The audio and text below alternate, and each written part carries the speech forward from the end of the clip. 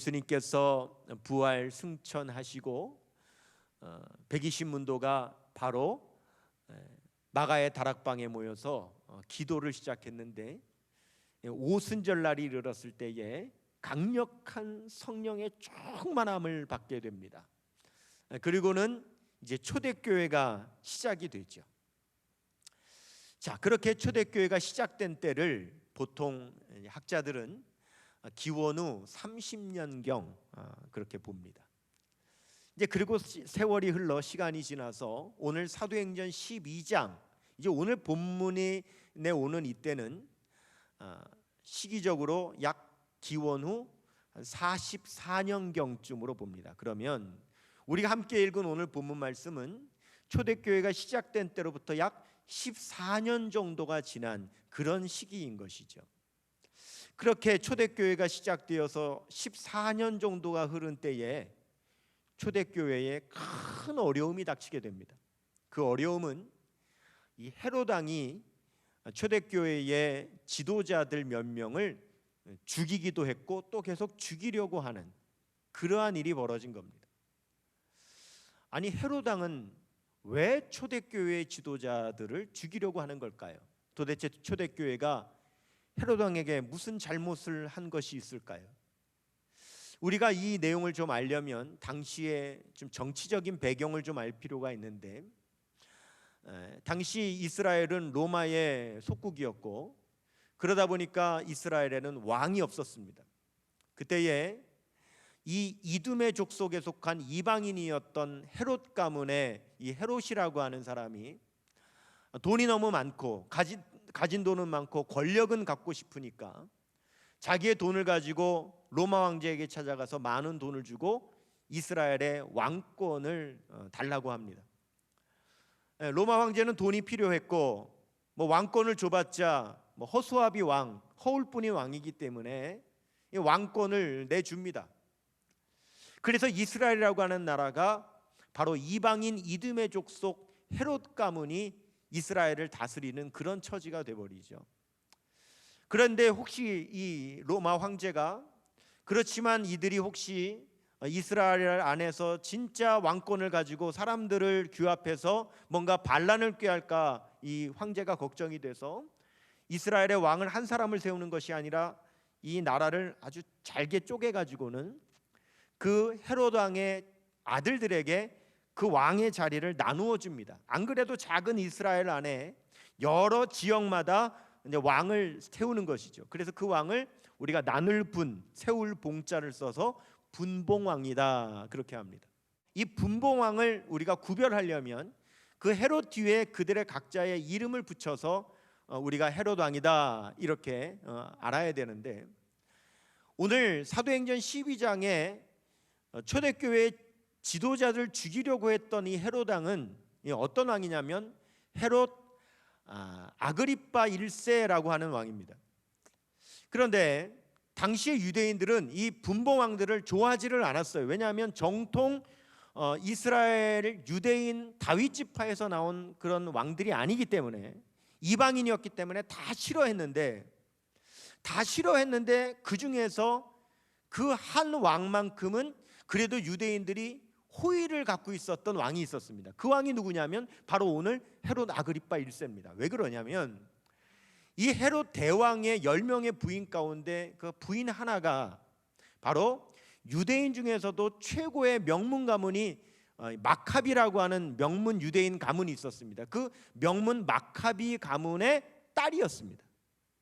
그래서 이 헤롯 대왕과 이 마카비 가문의 딸과 결혼을 해가지고 낳은 아들이 누구였냐면 바로 헤롯 아그리빠 1세였기 때문에 혈통을 중요시하는 유대인들이 그래도 이 헤롯 아그리빠만큼은 유대인의 혈통을 입은 사람이라 그래서 다른 헤롯 왕보다는 굉장히 호의적이었습니다.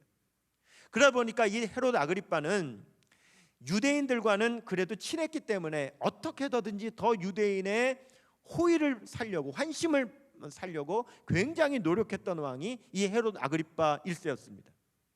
그래서 이 헤롯 아그리빠 1세가 내가 어떻게 하면 유대인들에게 더 인정을 받을 수 있을까, 다른 형제들보다도 내가 더 인정을 받을 수 있을까, 안 그래도 호의적인데 그렇게 생각을 하면서 어떻게 하면 유대인들에게 관심을 살까 보니까 유대인들이 지금 굉장히 미워하는 한 공동체가 있어요. 바로 기독교인 거죠. 그래서 이 유대인들이 기독교인들을 얼마나 싫어하는지 하여간 기독교인들이 교회를 세우면 따라다니면서 그 기독교인들을 핍박을 하는 거예요. 하지만 그렇다고 여러분 어떻습니까? 교회가 그렇다고 그래서 이 교회가 뭐 사라지나요? 없어지나요? 그렇지 않습니다. 점점 더 부흥하는 겁니다. 그 이유는 뭐냐? 여러분 교회가 처음에 어떻게 시작이 됐습니까? 교회는 성령의 불로 시작된 것이 우리 교회인 줄로 믿습니다. 성령의 불로 시작됐어요. 교회는 모닥불이 막 타오르는 것 같아요. 여러분들도 아마 그 모닥불 피워보신 분들이 있을 거예요. 이 모닥불이 활활 타고 있는데 그 불을 끄겠다고 크게 한번 내리쳐 보십시오. 그러면 그 불이 꺼집니까? 아니요. 불꽃이 사방으로 튀어가지고 사방에 불이 붙죠. 그것과 똑같아요. 지금 교회에는 성령의 불이 붙어 있는데 그걸로 끄겠다고 핍박으로 내리치니 불이 꺼지는 것이 아니라 도리어 그 불꽃이 사방으로 튀어가지고 사방에서 불이 불붙듯 일어나는 것이 바로 이 초대교회의 그 당시의 부흥의 모습이었습니다. 그렇기 때문에 유대인들은 초대교회를 핍박을 해도 없어지지 않으니 얼마나 골칫거립니까? 그때에 헤롯이 그 모습을 보고 그러면 내가 초대교회를 없애야 되겠다. 내가 초대교회를 없애면 유대인들이 나를 더 좋아하겠구나. 이렇게 판단을 한 겁니다. 그래서 헤롯이 초대교회를 없애려고 계략을 꾸미는데 그가 꾸민 계략이 뭐냐면 바로 지도자들을 없애는 거였습니다. 아주 악한 방법이기는 하지만 사실은 제일 효과적인 방법이죠. 어떤 공동체든 어떤 조직이든 그 우두머리를 없애면 그 공동체나 조직은 와해되게 돼 있기 때문에 이 헤롯이 바로 이 없애려고 하는데 제일 먼저 누구를 없애느냐? 바로 야고보 사도를 제일 처음 죽입니다. 야고보를 죽이고 보니까 유대인들이 너무 좋아하는 거예요. 너무 좋아하는 거예요. 이 헤롯을 너무 좋아하는 거예요. 헤롯의 인기가 막 더 올라가는 거예요. 그래서 헤롯이 잘 됐다. 그럼 이참에 더 죽이자. 누구를 죽일까? 야고보보다도 누구를 더 죽이면 내 인기가 더 올라갈까? 베드로죠. 그래서 베드로를 잡아서 죽이기로 결심을 합니다. 그리고 베드로를 붙잡는데 문제가 생깁니다. 바로 그때가 하필이면 유월절이 된 거예요. 우리 3절 같이 읽도록 하겠습니다. 3절입니다. 시작. 유대인들이 이 일을 기뻐하는 것을 보고, 이거 뭐 야고보를 죽인 것을 기뻐하는 것을 보고, 그 다음에요 베드로도 잡으려 할세 때는 무교절 기간이라 그랬습니다. 자, 유월절이 어떤 무교절 유월절이 어떤 절기입니까? 이스라엘의 최대의 명절이면서 거룩한 절기입니다. 그래서 유대인들은 절대 유월절 기간에는 사람을 죽이지 않습니다. 그런데 만일 헤롯이 이 유월절 기간에 베드로를 잡아다가 죽이면 역풍을 만날 수 있죠. 왜요? 율법을 어긴 것이 되기 때문에. 그래서 베드로를 잡아는 놓되 유월절은 지나고 죽이자라고 생각을 하고 베드로를 잡아다가 유월절 기간 동안 감옥에다가 가두어 놓습니다. 근데 가두어 놓는데 어떻게 가두느냐? 오늘 사도행전 12장 4절 말씀 보시면은요. 잡음에 옥에 가두어 군인 4씩인 4패에 맡겨 지키고 유월절 후에 백성 앞에 끌어내고자 하더라 그랬습니다. 자, 그런데 이 헤롯 왕이요 베드로를 잡았는데 한 가지 걱정되는 것이 떠올랐어요. 뭐냐면 14년 전 사건입니다. 14년 전에 우리 이제 헤롯 입장에서 말씀을 드리는 겁니다. 헤롯 입장에서 봤을 때 기독교라고 하는 그런 공동체의 소위 말하는 교주가 누굽니까? 예수지요. 그래서 그 예수를 잡아다가 죽였습니다. 죽였는데 사흘 후에 무슨 일이 벌어집니까? 무덤이 열려졌고 시체가 사라졌죠. 그리고 기독교인들은 뭐라고 전파했습니까? 예수께서 부활하셨다라고 전파했습니다. 그러니 교회가 엄청나게 전파되고 부흥되기 시작했죠. 그때 겪은 수모가 있었기 때문에 만일 이번에도 베드로를 놓친다면 또 우리가 얼마나 큰 수모를 당하게 될까, 그 걱정을 하고 이번에는 놓치지 않으려고 베드로를 얼마나 단단히 가두어 놓느냐면, 원래 당시에 감옥 안에 죄수를 가둘 때는 간수 두 사람이 3시간씩 지키면서 낮 12시간에 4교대, 밤 12시간에 4교대, 그렇게 지키는 것이 일반적이었습니다. 그래서 2씩 4조로 만들어 가지고 낮 12시간을 지키고 또 2씩 4조를 만들어서 밤 12시간을 지키는 것이 일반적이었습니다. 그런데 오늘 이 말씀 사도행전 12장 4절에 보면은요, 뭐라고 써 있냐면, 사도행전 12장 4절을 다시 보시면 잡음에 옥에 가두어 군인 몇 명씩 4씩인 4패에 맡겨 지키고 6월절 후에 백성 앞에 끌어내고자 하더라 그랬습니다. 본래는 2씩인 4패에 맡기게 되어 있는데 4씩인 4패에 맡겼다라고 분명하게 기록되어 있습니다. 즉 2명을 보강한 겁니다. 그러면 이 보강한 2명을 어떻게 사용을 했느냐, 보강한 2명이 뭘 했느냐, 6절 말씀에 보면 헤롯이 잡아내려고 하는 그 전날 밤에 베드로가 2 군인 틈에서 2 쇠사슬에 매여 누워 자는데 파수꾼들이 문 밖에서 옥을 지키더니 그랬습니다. 이 말씀을 정확하게 보십시오. 베드로가 2 군인 틈에서 2 쇠사슬에 매여 누워 자는데 라고 했단 말이에요. 베드로가 도망치지 못하도록 군인 2사람이 아예 베드로 양옆에 같이 있고 붙어 있고 같이 몸을 묶은 겁니다. 베드로가 감옥 안에서 잠을 자는데 군인 2사람을 아예 감옥 안에 집어넣어 가지고 베드로 옆에 누워 가지고 같이 잠자도록 그렇게 만들어 놓았을 정도이라는 거예요. 우리가 보통 텔레비전에서 보면 죄수를 호송할 때 어떻게 합니까? 가운데 죄수가 있고 양옆에서 팔짱을 끼고 그렇게 가죠. 왜요? 그러면 꼼짝을 못하니까 그런 겁니다. 지금 호송할 때만 그렇게 하는 것이 아니라 아예 감옥 안에도 군인 2사람을 감옥 안에 집어넣어 가지고 베드로를 꼼짝달싹 못하도록 그렇게 베드로 옆구리에 같이 쇠사슬에 묶어놓고는 그 정도로 베드로를 지키고 또 2사람은 바깥에서 감옥 문을 지키는 겁니다. 그러니 베드로가 어떻게 도망갈 수 있겠어요? 철저하게 베드로를 지금 억류하고 있는 것을 성경은 너무나도 정확하게 말씀을 하고 있는 거죠. 성경이 왜 이렇게 정확하게 기록하고 있는 걸까요? 지금의 상황이 베드로가 탈출하기에는 전혀 불가능한 상황이라고 하는 것을 우리들에게 말씀하기 위해서 이렇게 자세하게 기록을 하고 있는 겁니다. 그런데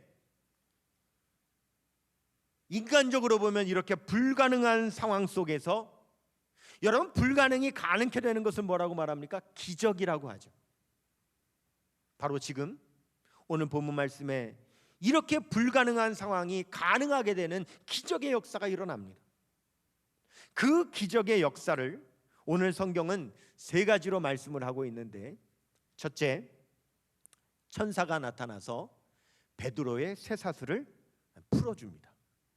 사도행전 12장 7절 말씀에 보면 호련히 주의 사자가 나타나매 옥중에 광채가 빛나며 또 베드로의 옆구리를 쳐 깨워 이르되 급히 일어나라 하니 쇠사슬이 그 손에서 벗어지더라 그랬습니다. 여기 천사가 나타났어요. 천사가 아무 때나 나타나지 않죠. 천사가 나타났다는 것은 하나님께서 역사하신다는 것을 말씀하는 거예요. 천사는 하나님의 명령에 의해서만 하나님의 대리자로 나타나는 게 천사입니다. 지금 이 불가능한 상황 속에서 하나님께서 천사를 보내셨다라고 하는 것은 하나님께서 역사하신다라고 하는 것을 말씀하는 거죠. 하나님께서 어떻게 역사하십니까? 하나님께서는 바로 그 결박을 풀어주는 역사를 천사를 통해서 나타내시는 건데, 히브리서 1장 14절 말씀에 보면 모든 천사들은 섬기는 영으로서 구원받을 상속자들을 위하여 섬기라고 보내심이 아니냐, 그렇게 말씀을 했어요. 하나님께서는 우리에게 천사를 보내사 우리를 도와주십니다. 하나님 우리에게 역사하십니다. 이 밤에도 하나님께서 역사하셨어요. 만일 우리에게 기적이 일어난다면 그 기적은 절대 우연이 아닙니다. 하나님께서 우리에게 역사하시는 거죠. 하나님께서 눈에 보이지는 않지만 천사를 우리에게 보내사 우리를 도와주시기 때문에 일어나는 그 역사인 것을 여러분 믿으시기를 축원합니다.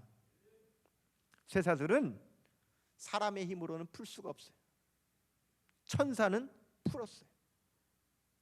우리의 삶에는 내 힘으로 풀지 못하는 일들이 참 많습니다.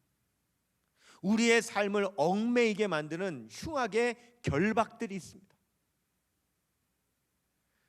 내 생각으로는 아무리 풀어낼 수 없을 것 같은 그 흉악의 결박들도 우리 하나님께서 역사하시면 천사를 보내사 반드시 풀어주시는 줄로 믿습니다. 그 역사가 일어났어요. 두 번째, 천사는 베드로를 인도했습니다. 사도행전 12장 8절 보면 천사가 이르되 띠를 띠고 신을 신으라 하거늘 베드로가 그대로 하니 천사가 또 이르되 겉옷을 입고 따라오라 한대 그랬어요. 우리가 삶을 살다 보면 참 막막한 어려움을 겪을 때가 있습니다. 무엇을 해야 될지, 어디로 가야 할지 참 결정을 하지 못하고 참 막막할 때가 있어요. 며칠 전에 제 친구 목사가 갑자기 급하게 전화를 해왔어요. 어쩐 일이냐 그랬더니 그 집 자녀가 이번에 대학에 입시를 치른 거예요.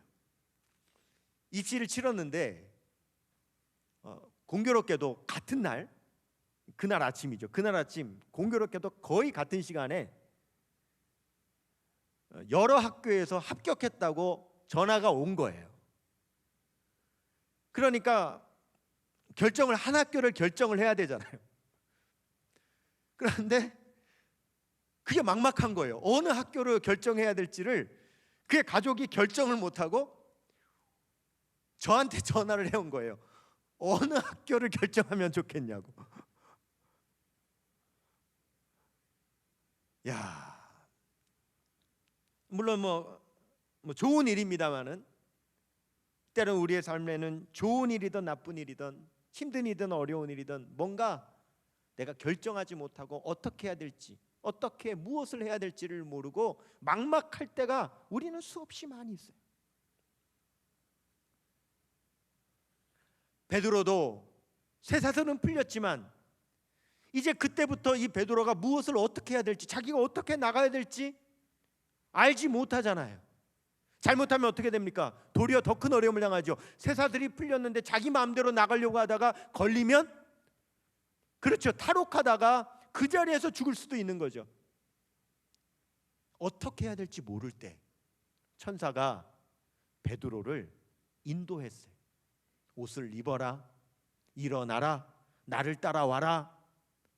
하나님께서는 천사를 통하여 베드로가 어떻게 해야 될지 모를 그 막막한 순간에 하나하나 인도를 했어요.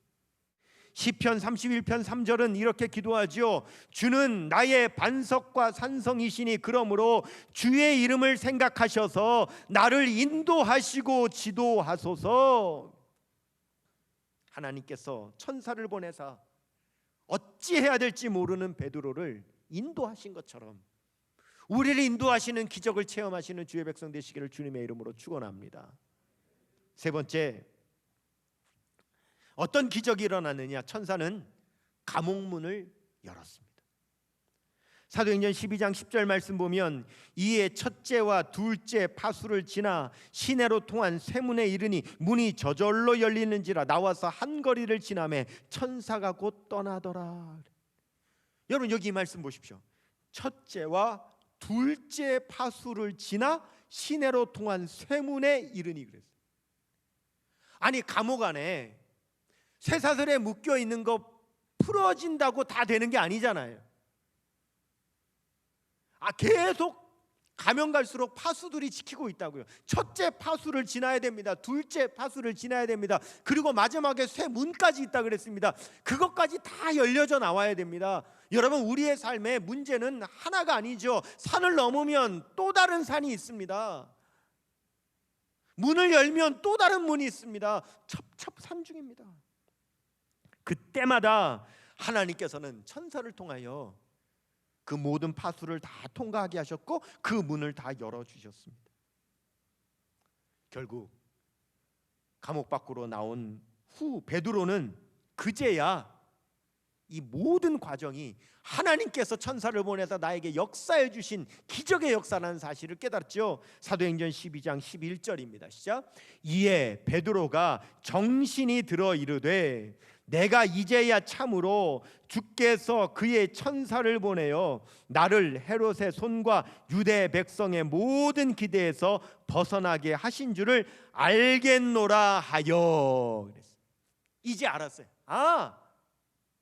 우연이 아니구나. 우연이 될 수 있는 일도 아닐 뿐만 아니라 이것은 우연이 된 것도 아니다. 하나님께서 천사를 보내서 나를 이렇게 풀어주셨구나. 세 가지의 역사. 쇠사슬을 풀어주신 역사. 두 번째, 끝까지 나올 수 있도록 그 첩첩삼중 같은 그 여러 관문을 하나님께서 다 인도해 주신 역사. 그리고 마지막에 쇠문까지도 열어주신 역사. 이 기적을 하나님 베풀어 주셨구나라고 하는 사실을 깨닫습니다. 그런데 여기서 그 사실만 깨달은 게 아니에요. 그러면 왜 하나님께서 나를 도와주셨나? 그 사실을 깨닫습니다. 그것은 바로 교인들이 나를 위하여 계속 기도하고 있었기 때문에 그 기도를 하나님께서 들으시고 그래서 그렇게 역사해 주셨다는 사실을 깨닫습니다. 사도행전 12장 12절 보십시오. 깨닫고 마가라 하는 요한의 어머니 마리아의 집에 가니 여러 사람이 거기에 모여 기도하고 있더라. 베드로가 왜 마가의 집으로 갑니까? 마가의 집은 무엇하는 곳이었습니까? 초대교회가 시작될 때부터 성도들이 함께 모여 기도하는 곳이었습니다. 거기에 가면 나를 위하여 기도하는 성도들이 있다는 사실을 베드로는 알고 있었던 거예요. 여러분, 예수님께서 성전을 향하여 뭐라고 말씀하셨습니까? 이 집은 만민이 기도하는 집이라고. 우리 성도님들이 비록 지금 성전에 나오지는 못하지만 교회하면, 예배당하면 무엇하는 곳으로 기억합니까? 기도하는 곳으로. 내가 성전에 나와 기도해야 되겠다. 이 성전에는 기도하는 성도들이 있다. 그리고 우리 사랑하는 성도들이 모두 주님 전으로 달려나와야 될 줄로 믿습니다. 베드로가 풀려나자 기도하는 마가의 다락방으로, 마가의 집으로 온 것처럼 그렇게 가야 되는 거죠. 베드로가 마가의 집에 도착했을 때 성도들은 그때까지도 기도하고 있었어요. 언제부터 기도했습니까? 베드로가 붙잡히는 그 순간부터 성도들은 지금까지 계속 기도하고 있었다고 성경 말씀하죠. 사도행전 12장 앞에 5절 말씀해 보시면 이에 베드로는 옥에 갇혔고 교회는 그를 위하여 간절히 하나님께 기도하더라. 우리의 삶에 어려운 문제가 생겼을 때 우리 무엇부터 시작해야 됩니까? 기도부터 시작해야 됩니다. 우리가 무엇인가 흉악의 결박에 묶인 일이 생겼습니까? 기도부터 시작하시기를 축원합니다. 어디로 가야 될지, 무엇을 해야 될지 모르는 막막한 일이 있습니까? 기도부터 시작해야 될 줄로 믿습니다. 우리 앞에 첩첩산중으로 가로막혀 있고 큰 쇠문이 막혀 있습니까? 여러분, 기도부터 시작해야 될 줄로 믿습니다. 초대교회는 기도부터 시작했고 그 기도로 인하여서 하나님께서는 역사하셨습니다. 교회는 그로부터 2000년이 지났습니다. 하지만 교회의 역사는 변함이 없어요. 하나님께 기도함으로 이루어지는 겁니다. 지금 우리의 역사가, 지금 우리가 겪고 있는 이 모든 일들이 저는 꼭 오늘 본문 말씀에 베드로가 감옥 안에 갇혀 있는 것 같아요. 쇠사슬로 매여 있는 것 같고 어떻게 해야 될지, 무엇을 해야 될지 모르는 것 같고 앞에는 첩첩산중으로 어려움이 있는 것과 같아요. 사방으로 우겨쌈을 당하고 있습니다. 우리의 힘으로는 어떤 것도 풀 수 없는 그러한 어려움 속에 있습니다. 하지만 그때 교회는 무엇했다고 말합니까? 기도했다고 말합니다. 지금도 마찬가지. 우리를 우겨싸고 있는 그 수많은 어려움들, 그 결박들, 우리가 다 풀어낼 수 있는 방법은 기도밖에 없는 줄로 믿습니다. 지금은 간절히 기도해야 될 때.